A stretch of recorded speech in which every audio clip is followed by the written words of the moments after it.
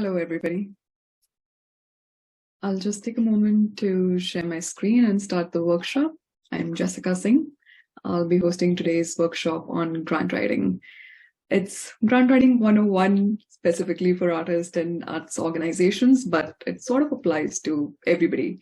But I will have some specific tips about the art sector and also nuances that I've come across in my experience. So let me just take a moment to share my screen. All right. I hope everybody can now see the screen. Thank you. Okay. So I will go through some of the slides and the examples that I've come across, and I will take questions towards the end. I've demarcated a lot of time for the questions. So I would really like to cover most of the aspects that I want to cover and then come to the questions. But if there's something super pressing, please go ahead and type it in the chat box or unmute yourself and let me know. Raise your hand. Thank you. All right, so I just wanted to start with the key takeaways from this workshop. So it's not a long workshop, it's a short one. So I'm just going to talk about what I know and what can be done best. So you will walk out of this with insights to where to find grants that suit your goals and your organization's mission, or for yourself as an artist, whatever your artistic goals are, and some concrete project planning tips, a logical order of operations for successful grant writing. I am hoping, really helpful. And again, that's based on my experience and hopefully increased chances of a successful grant application. So in my experience, I started out with a federal grant, and that was successful, and that just gave me immense confidence, and I've had a pretty good track record since. But I would also, through the presentation, share what I've come across with different funders and what works for what, and how can you align your application to suit a particular funder. And I think this is really important, the last point, to know how to manage your grant after receiving a funding for a successful project. So once you receive the grant, it's not done. Once you submit it, it's not done. You're waiting for the response. And once you receive it, that's actually when your work starts. So it's like the organization that I work with, and I will talk about that in detail in the next slide. When we actually receive the grant, and then the CEO goes, well, now the work starts, and that's true.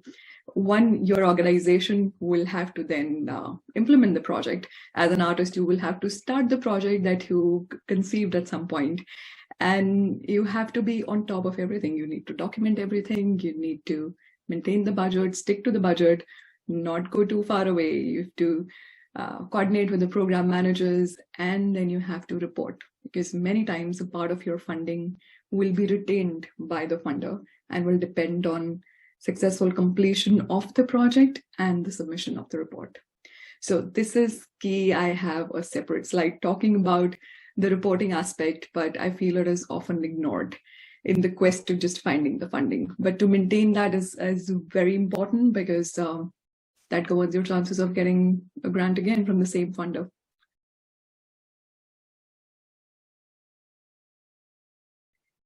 Okay, so I'm going to talk about what brings me here today. So a little bit about me. Kevin has shared the brief in the chat for a detailed reference.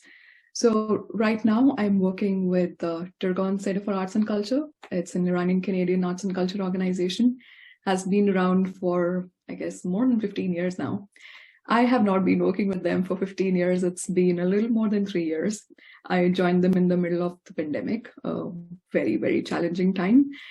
And I work with them as a grant specialist and project coordinator. So most of the grants that I've written in the last 3 years have been for Turgon. And we've had some incredible success. Like, that just gave me so much confidence as a grant writer. And also, I remember when I attended their first in-person event, which happened in 2022. That was a long wait. Like, we had to come up with so much, just really creative programs to for the organization to survive through the pandemic. But when the in-person festival happened last year in July at Meridian Arts Center, and there was an artist who I really wanted to attend that particular show. It was a ticketed event. Most of their programming is free, so that's why we get a lot of grants to make that happen. That particular one was a very senior artist, and it was a ticketed event but subsidized. So I remember sitting there and I didn't understand the language. It's all in Persian, and it was a music event. And just what it did to me listening to that, and I just felt so almost proud in that moment that I made it happen. It's like the whole festival wouldn't have happened if we had not received those first few grants that make the organization think, well, okay, now we can actually do it. And then we go look for sponsors, and we also ask for specific donations for the festival. But the sense that I made that happen, it just like everything is worth it. And I was so excited about it. Like it just really gave so much meaning to what I do. And yeah, so that is my full-time job, and I have a research consulting firm under which a big part of what I do is now grant writing. It's called Logically in Consulting, and I'm the founder. So I have a social work background. I've been working as a social development professional in education, arts, gender, even clean energy sometimes, but I've always been like an artist at heart. So I write poems, and I dabble in abstract art, and I very, very strongly, thoroughly support the art community. So this is my way of contributing. This is my way of using my writing skills to get money for the artists and arts organizations, because I know they're creating magic, and I want to be able to facilitate that, and maybe also get a couple of grants for myself down the line to make my next book happen. So I have raised more than 2 million for artists and arts organizations in the last 3-something years. And last year, I was also on the review committee for Canada Council for the Arts for a specific grant that's conceptualization. So it's a very versatile kind of grant where you can submit so many applications. And I'm going to specifically talk about Canada Council for the Arts and the unique grants that they offer. But it was like being on the other side of the table to see how is your application reviewed once you submit, and what goes on behind the scenes until you get the results in those 3 to 4 months. And it is a very thorough process. So it's not there is somebody out there, maybe 4 to 5 people who are reading what you write very thoroughly. It's not just going somewhere and people are arbitrarily getting grants, or the same people are getting the grants. It's not that. It is a very thorough process. And while I've only done this with Canada Council for the Arts so far, but I'm sure even with other funders that is the case. And I'm on the board of North York Arts. I'm the chair of the marketing and the fundraising committee. So I am somewhat rooted in the art sector. I might not have decades and decades of experience within Canada in the art sector, but I sure have 15-something years of experience in India and here. I am from New Delhi originally. That's a lot about me. I'm just going to go to the next slide. So the grant landscape. So you're probably an artist, or you have your own organization, you're working for an arts organization. If you're working for an arts organization, you probably have the grants landscape in front of you, and maybe there are a few other grants that you come to know of through newsletters or through your network, but you pretty much might be on top of it. But as an individual artist, that might not be true, and you might have to think about your next project and see where it could potentially fit, and look for grants, government grants and foundation grants. There are a lot of private foundations that also fund emerging artists, and I'm going to talk about those. So you need to just have this overview, like a bird's eye view of what all of what that entails, like in the next year. So let's say we are in May right now. So I would say plan 1 year ahead and see what the deadlines are for the next whole year, and record them in a template with the deadline clearly stated. And I'm going to share a template. I use the one that I've created, but I recently found a better one, so I'm going to share that. It's on a website already, and they also have templates for other things, not just this, but I highly recommend using that template or a simple Excel sheet that is basically stating which grant is it, what is the grant giving body, what is the amount, maximum amount that they're looking at, when is the deadline, what is their focus, how does your project align to this. And keeping the deadline in mind is extremely important so that you can plan ahead of time, so that you can create your profile. Because sometimes, let's say for Canada Council for the Arts, the profile approval could take up to a month, and they say that very clearly. So if there's a deadline in 15 days, well, you can call them and say, but it's just not enough time to do an extensive application. To access the application, you should have a approved profile ready. You should have had a look at all of the questions, the support material in advance, and start planning for that. Another, this is sort of going into the tip section, but just checking previous year's awardees, I've realized gives me a pretty good idea of what that particular funder is funding. Not really the funder, like let's say it's Toronto Arts Council, so they have so many different types of grants. So for that specific grant, who were the awardees for the last at least 3 years, it would make sense to observe 3 years. So are they mostly collectives? Are these individual artists? Are these only arts organizations? So in the last 3 years, if no individual artist has been funded while they say that you're eligible, you could still apply, of course, but just know that maybe the chances are not that high. The probability might be lower. And just to check the average amount, the award size. So let's say you could apply up to a maximum of 50,000. But when you observe in the last 3 years, most individual artists have been given between 20 to 25,000 or between 20 to 35,000, and then there are only like 3 exceptions or something, then position it accordingly. Like, don't ask for 50,000 straight away, and understand that you need to work on your budget accordingly and also show some matching funds perhaps. So that's what I mean by learning from the patterns from the last few years. It helps immensely and is not often done by everyone. So this having the landscape right in front of you would be so helpful, because I've seen people very sporadically applying for grants, like, oh, I know this deadline is coming up, in the next 3 weeks, and can you help me apply for it? Yes, I can.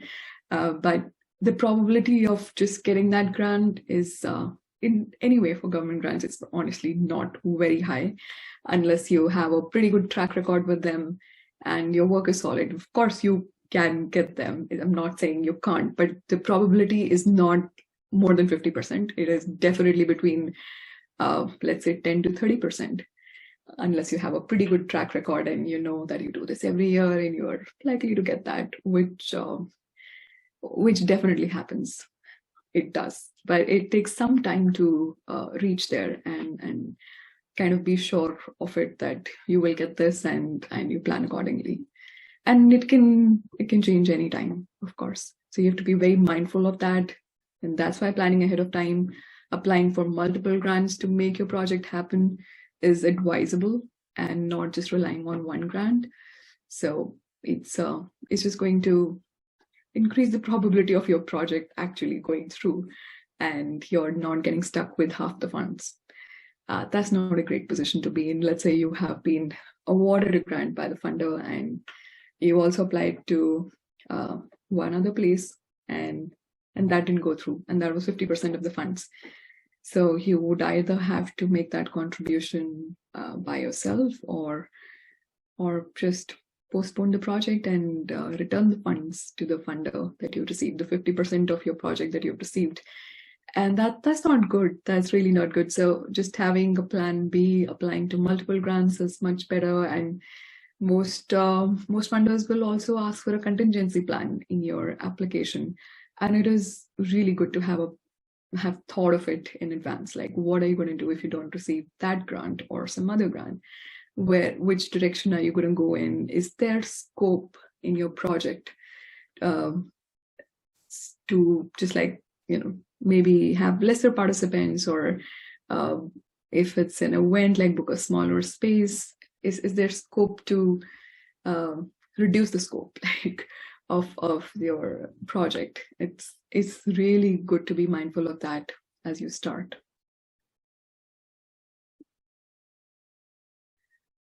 Okay, so I have mentioned some of these funders already, but I've highlighted Canada Council for the Arts because of just the novelty of the grants that they have. So they have some discipline-based grants, but like their categorization is really different. So they have research and create. So you could apply up to 25,000 to explore an idea, and it does not ask you to deliver the whole project. It is only asking you to explore, discover something new. And then there is another grant to actually make that happen, which is conceptualization. Now, this is more of a start to finish kind of a grant. And this could be for any project, any discipline, interdisciplinary, multidisciplinary, it just opens up a lot, and you don't necessarily have to stick to a particular discipline.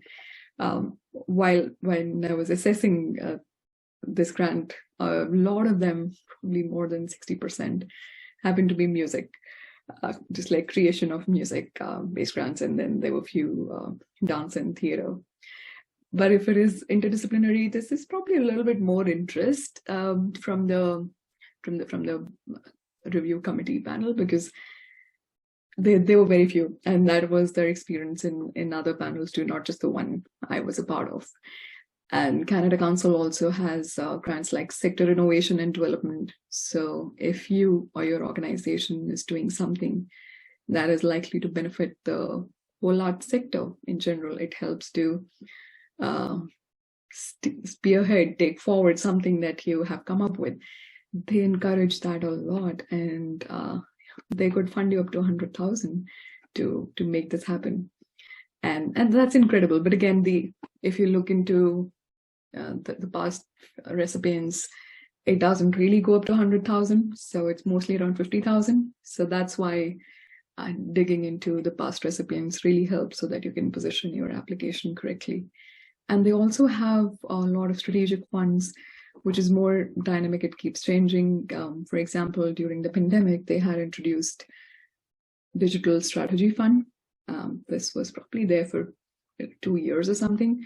So my organization, Turgon, received that fund, and we worked on a white paper for a very, very interesting project, which is now in the development phase. So with the funds that we received from Digital Strategy Fund, which was 50,000, we conducted a very, very thorough research, and that was immensely helpful. So at this point, they don't have Digital Strategy Fund anymore. They now have a seed grant, and they have a grow grant, and they have digital greenhouse and digital generator. And these are fascinating. Like, I do not know about a lot of other funders who are funding these initiatives that are not like discipline based, but or at the intersection in such a big way, as in the funds that you can tap into with Canada Council for the Arts for projects that don't really fit anywhere. It's immense. Like, the scope is immense. I would also say that their portal, from like a user interface and user just from the user perspective, it's really easy to use, and it's been challenging with some of the other funders. So that's why I'm just like, it's a breeze, and they're very helpful. They're very prompt. So it's I would recommend applying for Canada Council for the Arts applications, grants. Just explore them. If you have any specific questions about that, I will address them towards the end. But I just like being their brand ambassador. But it's really, really, really good. A lot of opportunities. And at the federal level, there's also Canadian Heritage.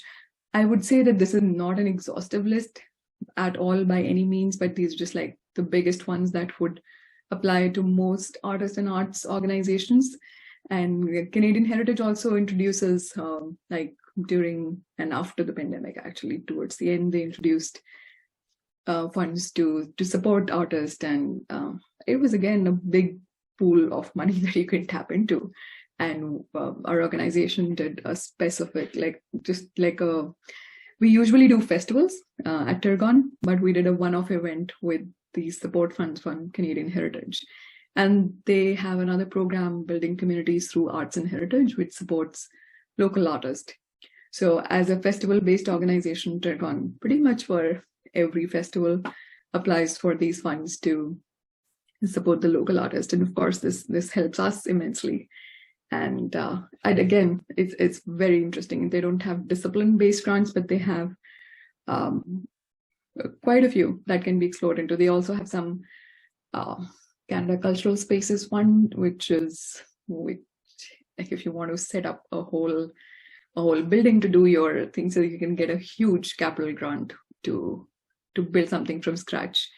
And it again has multiple components, but I'm talking millions and millions of dollars that you could tap into if you have ideas like that to start from scratch. And then there is Ontario Arts Council and Toronto Arts Council. So these two, provincial and municipal respectively, they have more discipline-based grants. And again, there are some that are at the intersection, worth exploring. In my experience, I've faced a lot of challenges with Ontario Arts Council grants. Like, they're not that easy to tap into. The application is extensive, but the success rate for me personally and some of other people that I know in my circle who apply for grants, it's not been very high, unfortunately. For Toronto Arts Council, definitely, but like, you have to be in Toronto. You need to have a Toronto postal code to apply for these. And I want to highlight that they have another interesting one, which is called Newcomer and Refugee Arts, and within which they have a mentorship program, which is really fascinating. You know, they can either match you with a mentor, or you could have a mentor that you want to learn something from, and they would give.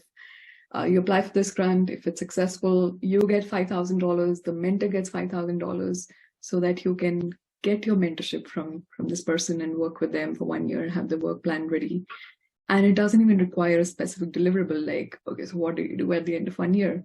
You just have to show that you had these mentorship sessions, and that's great. And this particular grant also cares a lot about how integration with the sector in Toronto is happening specifically for you in your sector. And that's important. Like, if you've moved here from a completely different part of the world, or not very far away, you don't know people in the sector, you don't know how things work here, and I didn't know. And it took me a long time, and I sort of knew about this one, but I never applied it for myself, and I took out the time to do that now. And let's see if it's successful for me or not. It's only now, after 5 years or something, that I'm applying grants for myself. I feel I should have done that earlier. But okay, other than this, there are foundation grants for private foundations, and these could be really specific. So you would have to read the guidelines to see if it works for you or for your organization. And the amount isn't that much. Like, if you compare grants from Canada Council or Canadian Heritage, it would be maybe between, I guess, 5 to maybe 20,000. It's usually not beyond this, and it's probably lesser for individual artists. Other than this, these are like the obvious ones for the art sector, but I would give example for Tergon. Like, we do 3-day, 4-day large-scale festivals, multidisciplinary arts festivals with music, with dance, theater, all of that. So we also apply for, let's say, Ontario Trillium Foundation grant, we got a lot of operational funds for them for like the first time. Tergon was not tapping into that earlier. And we also apply to Ontario Ministry of Tourism, Culture and Sports. So they have grants like the Reconnect, and which they have now introduced as Experience Ontario. So it's not very obvious. It's a tourism grant, but because we're getting 120,000 people into the city, to experience this, who will be spending money as tourists too. So maybe 30% of them are tourists. So we are bringing a lot of people into the city, into the province. So it matters to them, and it's an important grant that we get pretty much for every festival. Okay, this is like the most obvious thing, but it is so important, and I have been stuck in a lot of situations because one little line was missed out, and while it was fixable, but it is annoying, and sometimes it is not. It can't be fixed, and that's it. And I've learned it the hard way. And I would re-emphasize the most obvious thing again and again, even if it requires your printing out the guidelines, having it in front of you, highlighting the important points. Just do that. It's worth it. It's worth it. And a lot of questions that you might want to just ask the program manager. The answers are pretty much in there already. That said, I highly, highly, highly recommend reaching out to the program manager for the specific grant that you have decided to apply for. At least a month or more in advance, maybe 2 months in advance if it opens up. So they will give you insights that the guidelines will not give you, and answer your very specific questions about the project that you are applying for. And they are the ones who are doing the first level of processing after you submit. They are the ones who are making the review committee, and whether your application is eligible to even go to the review committee or not, they are the ones who decide that. So if they already know that you're applying, or if they can see that, oh, this is the sector that you're working in, and this is something that might come up, or they'll just tell you, okay, be careful about this or highlight this. So it's definitely worth reaching out to the program manager, and absolutely important to read the guidelines as soon as you discover a grant. The narrative is basically the main thing. What is it that you want to apply for? What is the project that you want to apply for? So you need to think about it in your mind, and you need to paint the picture through really good storytelling for your review committee and for the program manager. And you need to describe your project very clearly. Like at the initial stages, it might be kind of nebulous in your mind, but you need to bring it down to putting it very, very clearly, and establish the needs of your project. You identify the gaps, you establish the need with current data. And in that, you're showing confidence. And when I say show confidence, not arrogance, it basically means that while you're establishing the need, in between, you're also talking about why you or your organization is best positioned to do this.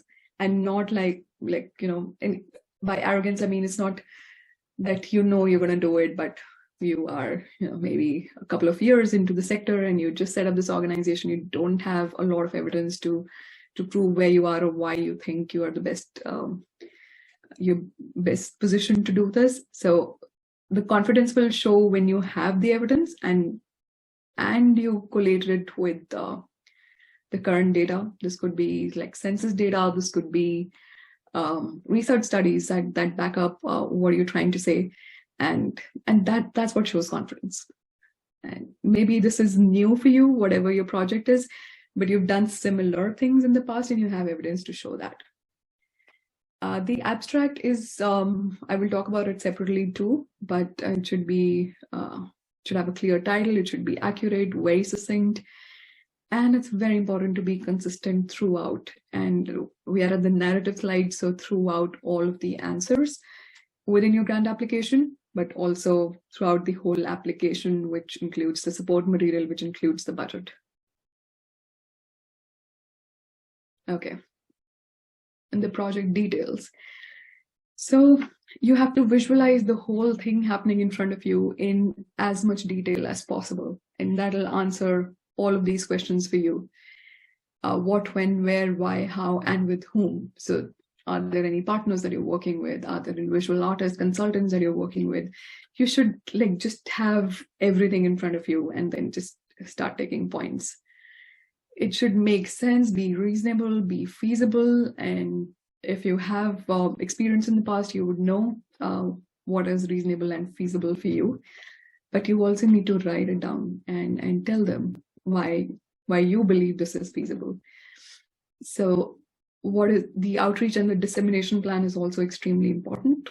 You have the project, it may not be core part of your project, the dissemination plan. If not, even then it is important, because if you're doing something that's worthy, it needs to reach out to other people.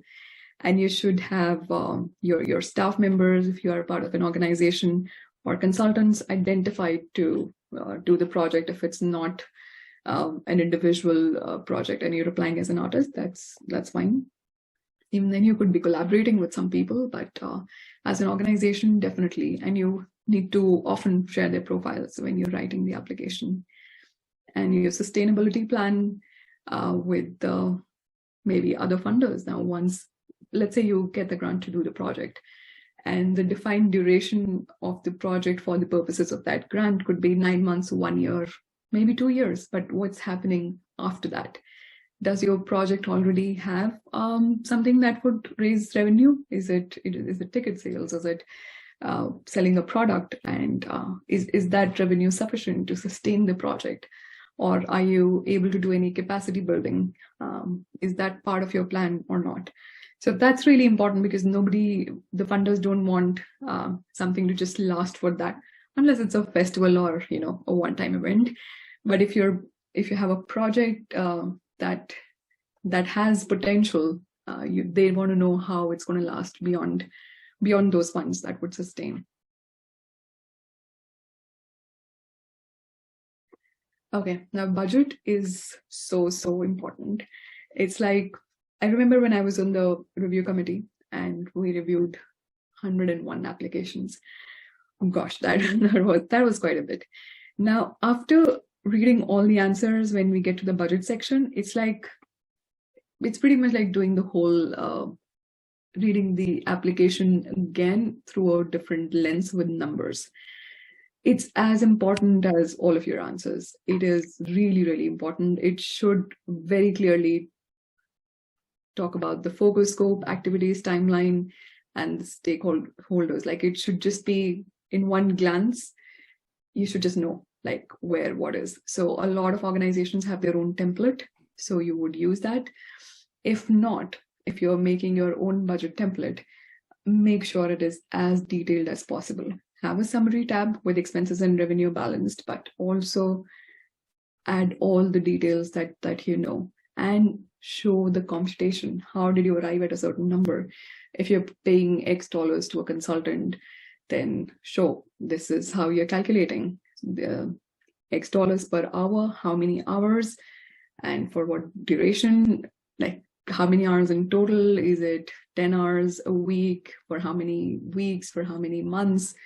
Just show the whole computation and get real bids and quotes for things that you don't know. Maybe you need a musician to do one part of your project. You need the intro music. So you don't know how much this particular musician is going to charge you. So reach out to a few, get some quotes, and explain your need to them. You can then use those quotes to provide a very realistic budget, because people reviewing your application are mostly, there would be at least one person in the whole panel that has fair enough idea of your sector, of your specific field too. And they would know, they would, like, if it's too off, if it's like 3 times the amount that it would usually be, it's like, okay, why? Is this person very famous, or is it like why?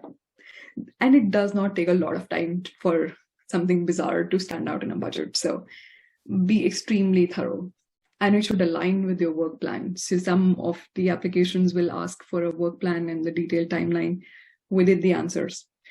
And your budget should completely align with that. There shouldn't be any activity that is missed out, and there shouldn't be additional activities in the budget that are not in the work plan. It's just very important, as I said, to be consistent throughout the whole application.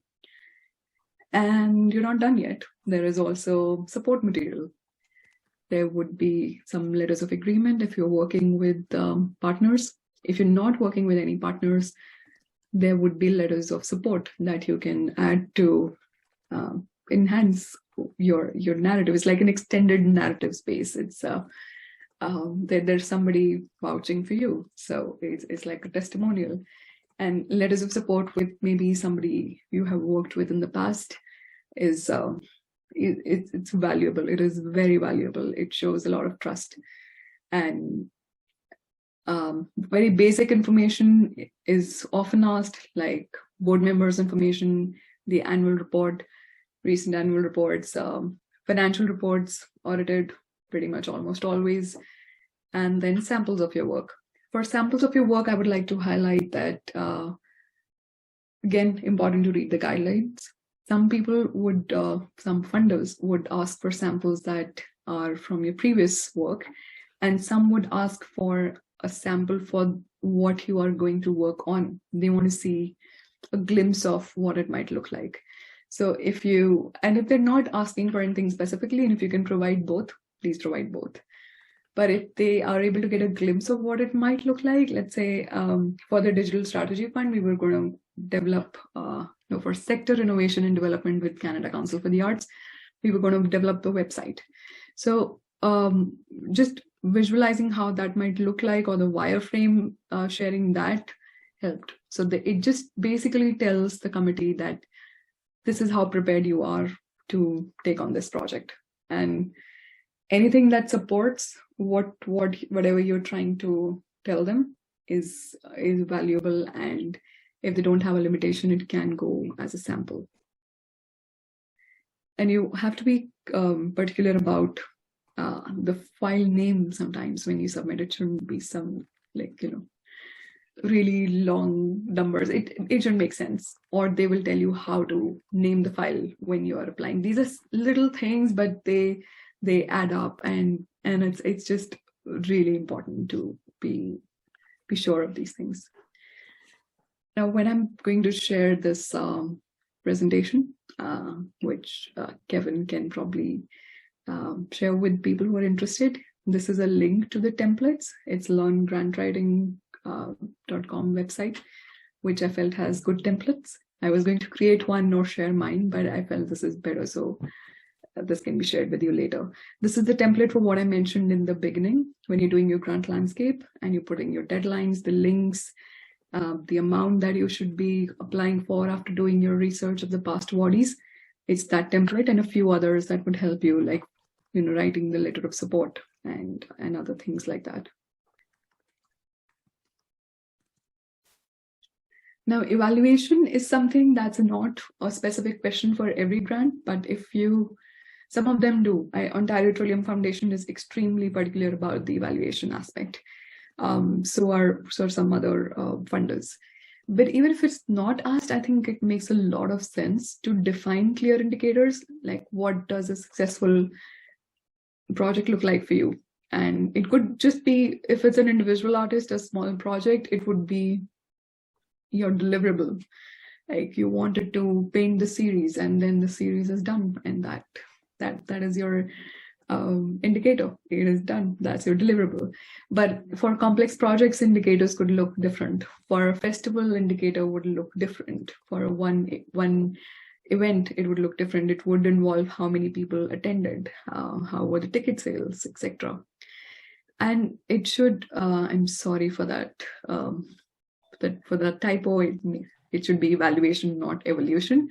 So tie them with, this seems like a deep thought to me, but tie them with your evaluation plan now, the indicators, and mention the tools that you will use to measure that. It could be really simple things, and it could be like a survey, or it's just like counting the number of people who attended. Like simple, but mention it. And how will you use the results? Mention that you will do this evaluation, maybe involve a third party to do that so that it's not biased, and you will use the results to design programs henceforth, or the next project. It feeds into what you will do in the future and how. So I think I've covered most of this, the reporting aspect. It's extremely important. Do not ignore it. Respect the deadline of the report submission too. If you're not able to make it, the funders are open to that, as long as they know that you have been working on the project. And sometimes things are delayed for several reasons. And they're mostly understanding of it as long as you communicate with them and you're not like, you stop talking to them after getting the money. So don't do that. And if you have any questions about submitting the report, they're very open to that. You can ask them and say, well, we need an extension of 15 days or a month to submit the report. And they're mostly open to that. But this also means that you're documenting everything. You need to have all the contracts, all the invoices. You need to have everything documented, because they can be an audit and they can ask anything, anytime. So proof of payment, this is all budgetary things, but also everything that happened with the money that you got from the funder. So was there an event, a festival? Is there any video of that? Is there any proof? They would ask for maybe copy of the promotional material, the brochures that you used, or they want to know that whatever you asked the money for actually happened. So that's why it's really important to document everything and report on the indicators that you mentioned as a part of your evaluation. So we are almost towards the end, and I've been doing a lot of talkings, but I will be opening it up to questions very, very soon. And these are just some additional tips, and I've covered most of it.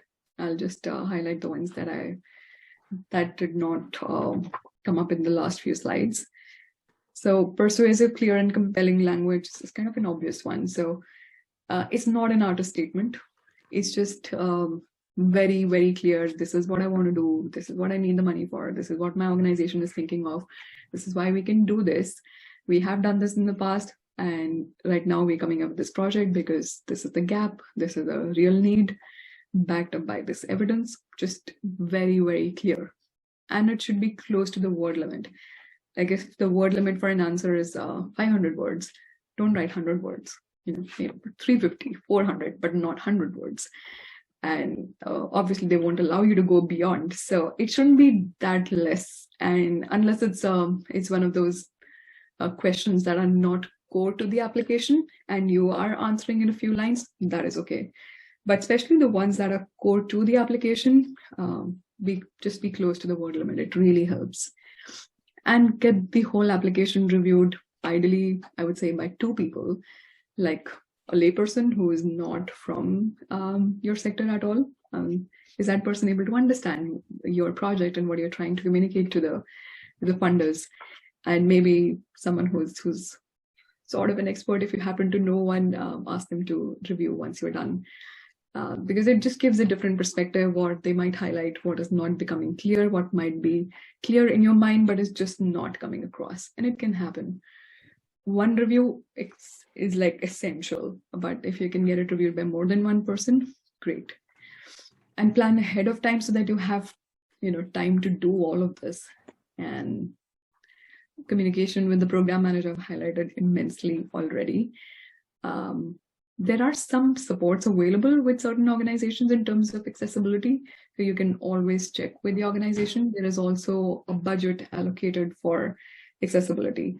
So speak to the program manager and you can very easily tap into those funds to just make your life easier. And goal alignment with the funder is what I mean here. As I mentioned, like Tergon also applies to the Ministry of Tourism for a festival, because it makes sense for both the parties involved. But when we're applying to Ministry of Tourism, when we're applying to Canada Council for the Arts, the orientation of the answer is very different. With Ministry of Tourism, we are highlighting the number of people who will come. And we're doing this, we're putting up this amazing festival, which is inviting X number of people who will spend X number of dollars with our hospitality partners, with these. So that's what we're highlighting more than the artists.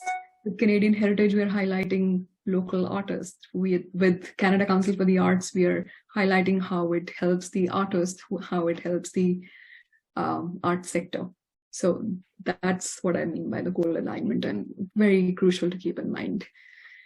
The writing style should not change too much. Let's say there's a team in your organization working and you're like, okay, why don't you tackle these 3 questions and I'll do the other 5? But you can do that, sure. But if the writing style is really different, the review committee can see that, and it doesn't reflect well. So you are answering the question, yes, that is the most important thing, but it really helps if the writing style is also seen consistent throughout the application. So you could have a nice brainstorming session with your team where you discuss all the points, and then maybe one person writes it down where the style is similar.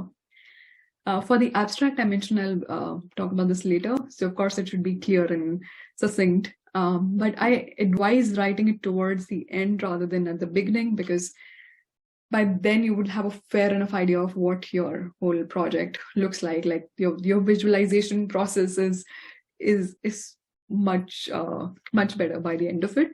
And this abstract is often used to like in the news by the funder to say that X organization received these funds to do this. So that is like, it can be public, and it's important that you present a brief, succinct, clear picture. And I have mentioned about creating a profile, but I'm just going to conclude by saying, even if you have the bird's eye view, your landscape, and you have your deadline, but it takes longer than you estimate. It takes much longer than you estimate all the time. It's very rare that I'm like, yeah, I'm done, 2 weeks before the deadline. There's a lot, and you would always want to make it better. So to make it better, to put your best foot forward, in fact, you need to plan in advance and just estimate for longer than you think that'll take. Now, I'm going to end with that. Open to questions. You can reach out to me later. My website is under construction, but you can reach out to me on Gmail, call me, or on LinkedIn. This is also a hyperlink when I share the presentation for LinkedIn. And I'm going to open it up to questions and have some water for myself. So thank you so much.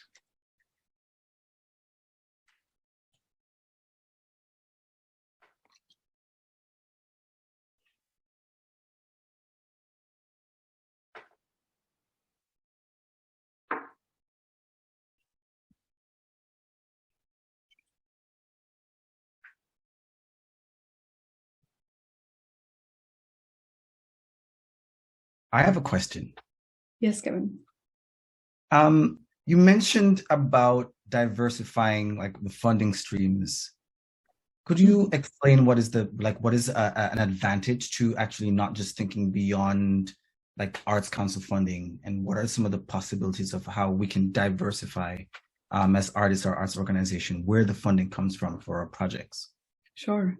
A good model to go by for arts organizations would be around 33% from grants, 33% from other revenue, which would be ticket sales or sale of products or something, entry fees, etc. And the remaining could be donations, especially if you're a charitable organization, for sure.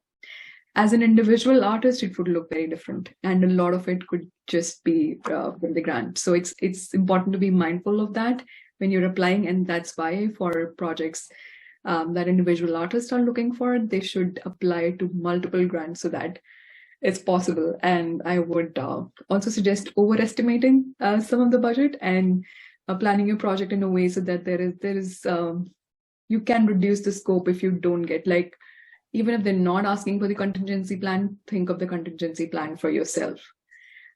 It's extremely important. And then the other way could be crowdsourcing. If you think your project is something that can be intriguing for other potential funders who may not get a tax receipt out of it, perhaps, but they want to support what you're doing. So crowdfunding is definitely an option. And to reduce or mitigate some of the costs, you can also explore like strategic networking, like I do this for you, you do this for me. I'll provide you the space and I can work for something. So it's we just, as individual artists, we just have to get like really creative and try to mitigate cost as much as possible. Well, budget for it when you're presenting the budget to a funder, but you apply for 25,000, but you may get 15. What do you do to make up for the 10? So it's again important to be mindful, and you might have to let go of the project or postpone it sometimes, and that's okay. And for foundation grants, it's in my experience, it does not always go through the first time, and you might have to apply multiple times, like in every cycle, so that it's highlighted to them. It could be different projects, but this applies to both individuals and arts organizations. So it might take a couple of cycles to get through. Did that answer the question? Thank you. No, it did. And I actually have a follow-up on that, which is around the idea of in-kind. So you were talking about like in-kind as a, how does one or an organization begin to think about the dollar amount of an in-kind sort of arrangement that they can put into their grant to support the ask or the budget bylines in their grant? Okay, so when you're applying for a grant, it's important to, let's say the whole budget for your grant is the whole budget for your project is 50,000, and this grant giving body is giving 50,000. Don't ask for 50,000 from them. So maybe ask for, again, depending on whatever the past awardees have got, then that'll give you some idea. So let's say that's 25 or 30,000. And then the rest of it could be, of course, you can't put in 25,000 from your own, and then you can explore some in-kind contribution, which could be venue. Like I did that for one of my close friends, and this organization offered her the venue to do the project if this were to be successful, because she has worked with them in the past. And so whatever the cost for that venue would be, that becomes an in-kind contribution. So it's part of the budget to make 50,000, but it's in kind. So that 5,000 for the venue or 2,000 for the venue, depending on the size and all of that. So that becomes in kind. Or it could be contribution, like, we work in similar teams, like these 3 people will be doing multiple projects, and then the hours that a person is putting in for a certain project, if it can be mitigated by another project. But when you're making your budget, you present it as X number of hours that will go. And it's not something you're faking, it will go. But you can see how it could be mitigated by another project that you're working on. And that's the understanding between the two. So I hope that makes it a little bit clear. So it's important to also maybe mention other funders that you are going to apply, even if it's not confirmed. Let's say you're presenting a Canada Council for the Arts application, but there is also a Toronto Arts Council application that you are working on. You don't know that yet, but 100% mention that. It tells the review committee that that there are these 3 grants that are very easily available to you. You are eligible to apply for them.